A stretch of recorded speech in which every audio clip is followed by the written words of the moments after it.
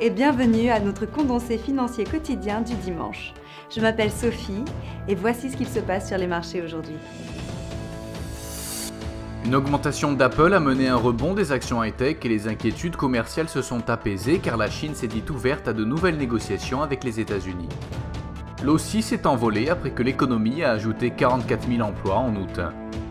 L'or s'est accroché jeudi à son record hebdomadaire avec l'espoir qu'un nouveau tour des négociations commerciales sino-américaines pèserait sur le dollar. La paire livre-dollar a affiché de légers gains sur les deux dernières sessions en hausse de 0,8%, le SSI montre un ratio vendeur-acheteur de 1,4. La paire dollar-yen a gagné 0,6% sur la dernière session, le SSI montre un ratio vendeur-acheteur de 3,3.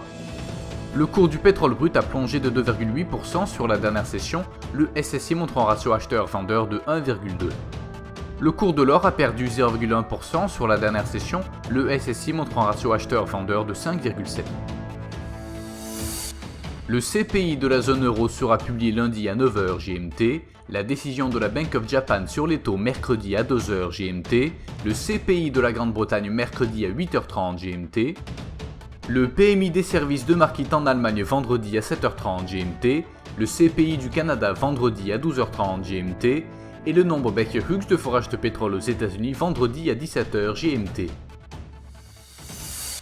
Nous espérons que vous avez apprécié nos perspectives marchés de ce dimanche. Nous vous souhaitons de la part de toute l'équipe une journée productive sur les marchés. N'oubliez pas de vous connecter demain matin pour retrouver les dernières nouvelles et événements des marchés financiers.